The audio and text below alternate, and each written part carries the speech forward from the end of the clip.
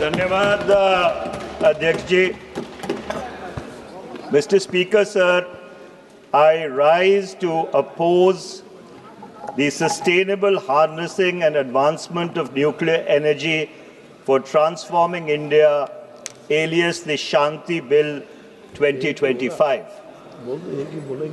This bill seeks to repeal two seminal legislations, Mr. Speaker, sir. The Atomic Energy Act of 1962 and the Civil Liability for Nuclear Damages Act 2010 and replace it with a new architecture.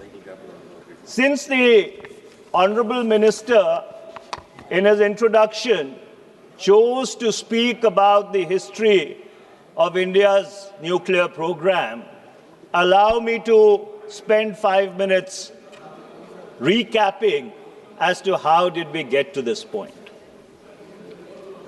It was India's first Prime Minister, Pandit Jawaharlal Nehru, who pioneered India's nuclear quest. On the 3rd of August 1948, he set up the Atomic Energy Commission, which was anchored by the legendary scientist, the late Dr. Homi Bhabha. On the 3rd of January 1954, it was the Nehru government which set up the Atomic Energy Establishment in Trombay. And on the 12th of January 1967, after the very tragic demise of late Dr. Homi Bhabha in a plane crash, AI 101 went into Mont Blanc, the mountain, on the 24th of January 1966. The Atomic Energy Establishment in Trombay was dedicated in his name and renamed as the Bhabha Atomic Research Center. India's nuclear program till about the late 60s or even the early 70s was a peaceful quest. But it was on the 18th of May 1974 that Prime Minister late Mrs. Indira Gandhi carried out the first peaceful nuclear explosion. The test was called the Smiling Buddha, and the Buddha did indeed smile. And it would be important here to recap that Bangladesh 1971, the peaceful nuclear explosion of 1974, and then the incorporation of Sikkim into India in 4 years, Mrs. Gandhi had changed the geopolitical map of South Asia and put India on the nuclear stage globally. However, when a nation takes bold steps, it comes with a consequence.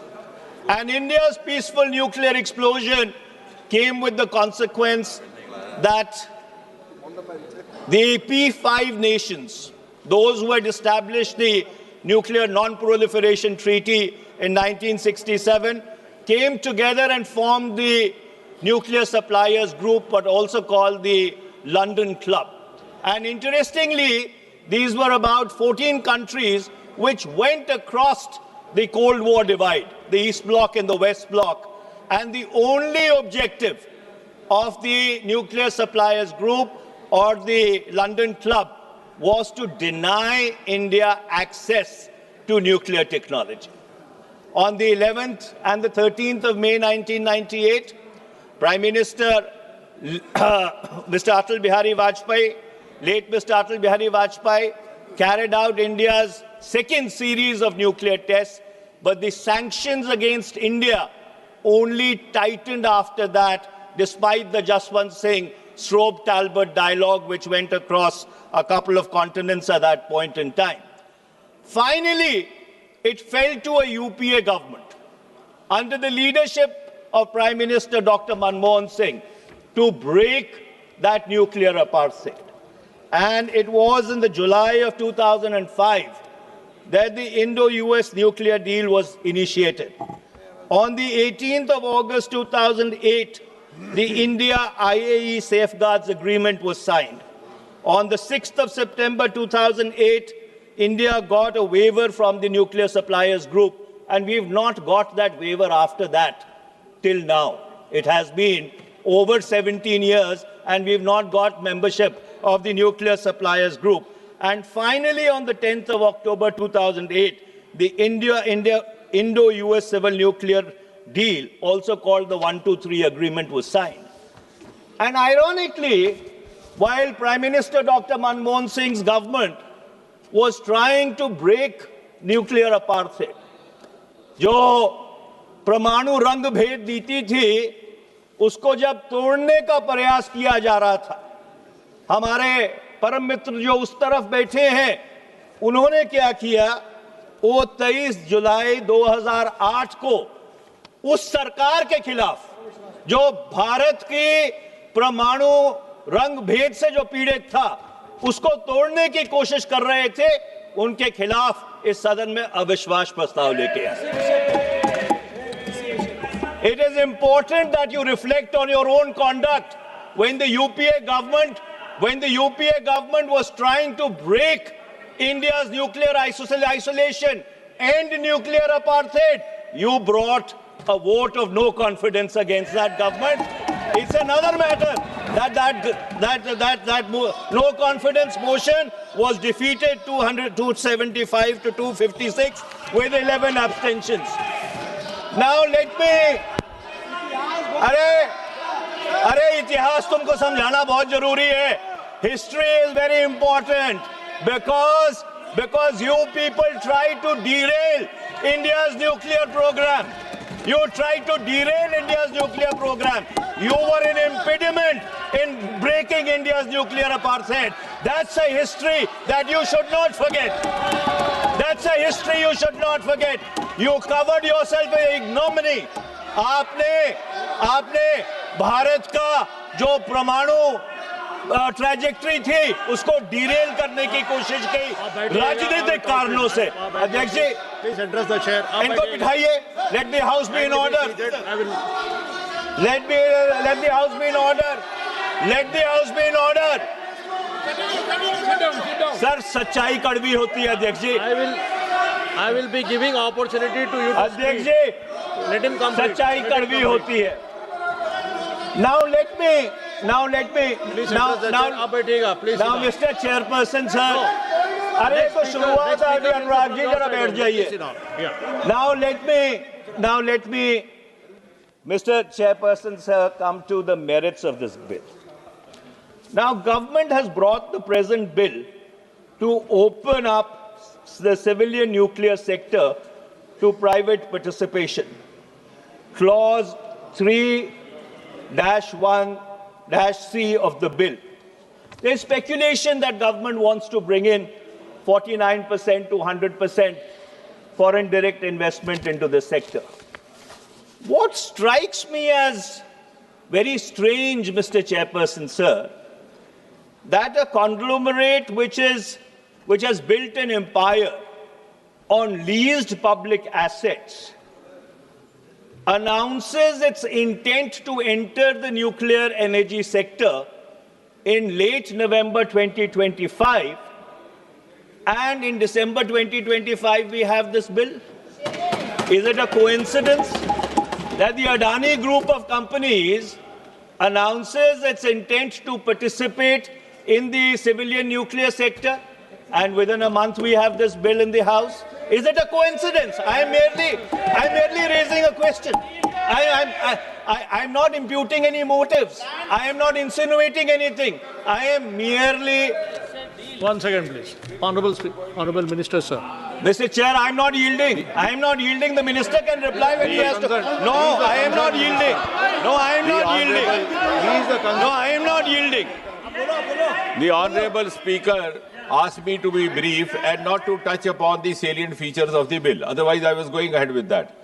Now, nowhere in the bill has there been any intention, obviously or inadvertently, reflecting that this is meant to benefit a certain house. Now, this is an allegation which puts the entire house into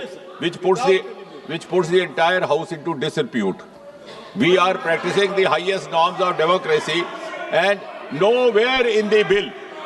So this is totally an unfounded and a politically motivated charge which has no reflection on the body of the bill.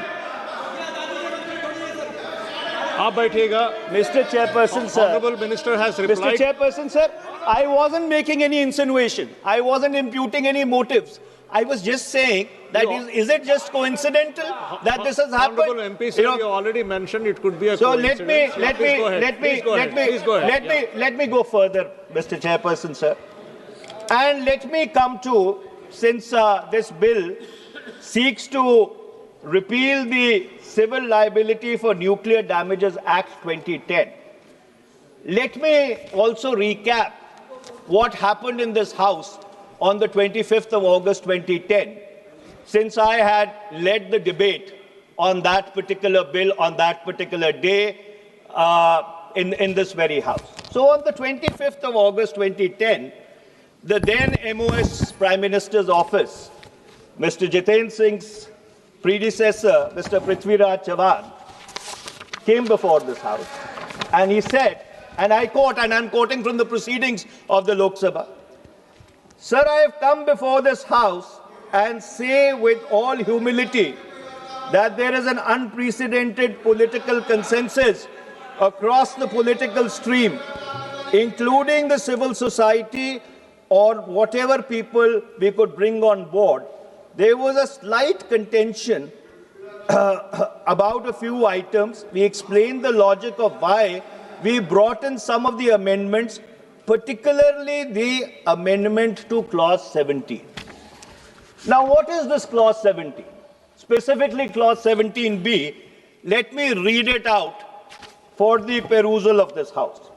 So, the Civil Liability for Nuclear Damage Act 2010 said, and I'll read 17B, the operator of the nuclear installation, after paying compensation for nuclear damage in accordance with Section 6, shall have a right of recourse, where B says the nuclear incident has resulted as a consequence of an act of supplier or his employee, which includes supply of equipment or material with patent or latent defects or substandard services. Now, this was a clause on which there was a consensus across the House, across all political parties, that this needs to be included. Now, let me contextualize it. Why was this important? Because the Department of Atomic Energy, which leads India's nuclear program, felt that if we are going to be going into a collaboration where foreign suppliers are going to come in, there needs to be a clause in the bills or a section in the Act whereby if there is a nuclear incident because of the design in the product which has been supplied, that nuclear supplier should be made liable. And this was supported by the then by the former External Affairs and Finance Minister of the BJP, who unfortunately had been expelled from the party in August 2009, came back on the 24th of June 2010, and this debate was happening in the August of 2008. And let me quote late Jaswant Singh Ji. So late Jaswant Singh Ji, while speaking on the bill, he says, it is really Clause 17B of the bill, dealing with the operator's right to recourse, or the right to recourse, which then became a bone in our throat. बोले वो हमारी गली में हड्डी फंस गई. You have worked overtime to remove that bone. So late Mr. Jaswant Singh, the left parties, every other section of this House was unanimous that suppliers' liability should form a part of the civil nuclear liability regime. And what do I find? What I find is that when you read clause 11 of the present bill, and the minister is here, if I'm making a mistake, I'm open to be corrected. But I did not find a single clause or a single word which says anything about supplier liability. The supplier liability has been completely removed. Now, God forbid, if a nuclear accident or a nuclear incident was to take place, and since we are going to be dependent upon foreign suppliers, especially when we are opening up the nuclear energy sector to private participation, we are going to allow foreign direct investment, 49%, 51%, 76%, 100%. I do not know how much to come in. Then, under those circumstances, shouldn't the supplier be liable? If there is a defect in the product, in fact, it is going to indemnify your own domestic players about whom you made such a big noise a while ago. God forbid, if some incident was to take place. And so therefore it is very important. I know a large number of countries around the world have had reservations with regard to suppliers' liability, now going back 15 years. And I do not want to get into the business of naming countries or companies, but it is important to understand, and the minister must explain, how removing the supplier liability clause is actually going to help. In my humble estimation, it is going to harm India. Now let me move on to the next aspect, clause 70. Now the Atomic Energy Regulatory Board, there has been a lot of concern now going back many, many years, Mr. Chairperson, sir, that is the Atomic Energy Regulatory Board really autonomous? Or is it an extension of the Department of Atomic Energy? If we are opening up India's nuclear energy sector to private participation, what you require is an autonomous, independent regulator who can be a neutral umpire. Since there is no clarity in the bill about how independent or autonomous the regulator is, I would definitely want the minister to clarify with regard to this. Next, I come to clause 13. The liability clause. Now, Mr. Speaker, sir, there have been a couple of big nuclear accidents. The 3 Mile Island accident on 28th March 1979, Chernobyl 26th April 1986, Fukushima 11th March 2011, and there is continuing concern over the Zaporizhzhia nuclear reactor in Ukraine, which is now under Russian control. So therefore, when you talk about nuclear energy or you talk about a nuclear incident, the consequences can be absolutely alarming. Now, clause 13 limits the liability to 300 million SDR, special drawing rights, which is approximately about 410 million US dollars. Even in the case of the Bhopal gas tragedy, the compensation awarded was $470 million. And this I'm talking about 15 years back. Why is the government imposing these liability caps? In fact, the liability should be at least 10,000 crores, irrespective of whether a reactor is 3,600 megawatt or a reactor is 100 megawatt, because God forbid if a nuclear incident takes place, the damage either ways can be catastrophic. So I have not understood this concept of a graded liability, and I would be very happy to be enlightened by the minister on this. Now I come to clause 15.3 of the bill. Shanti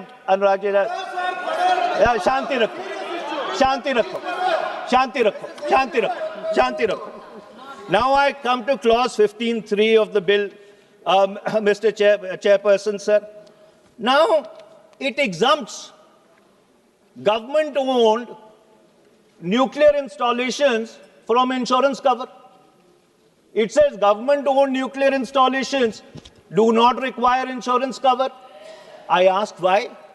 And if the answer of the government is going to be that government-owned nuclear installations have a sovereign cover, then that should be made a proviso in the bill. Yes. Then there should be a proviso in the bill that should say that the central government will assume liability in case of a nuclear incident installing any of the government's nuclear installations. That should be explicitly stated in the bill.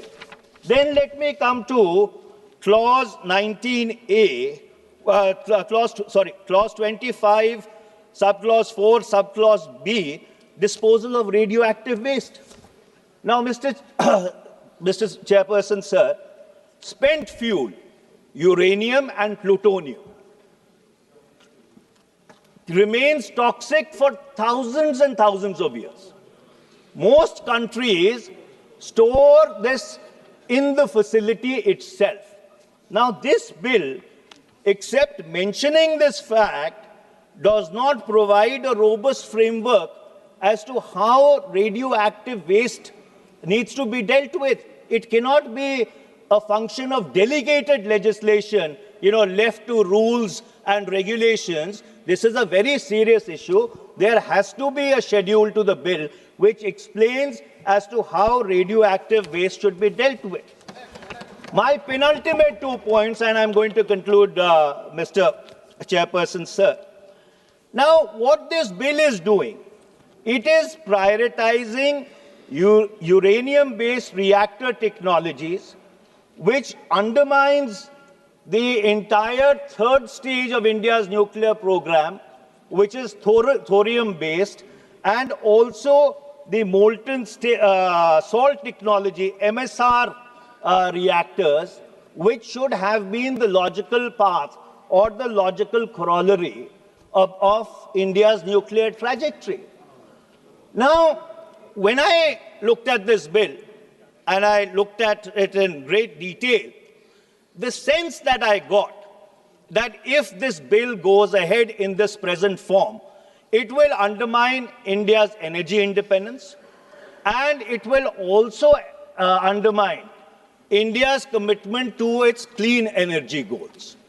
So under those circumstances, with the greatest amount of humility and an absolute sense of profound responsibility, I would humbly like to demand, request, beseech the government that this bill is very important. Please send it to a joint parliamentary committee. And by the way, Mr. Chairperson, sir, since there was a paucity of time, I've only made the highway points, what we in law call the highway points. There is a lot of devil in the detail, which I have not even come to. And so therefore, this bill needs to be examined word by word, line by line, and only after that should this bill come back to this House. Thank you very much, Mr. Speaker, sir, Mr. Chairman, sir.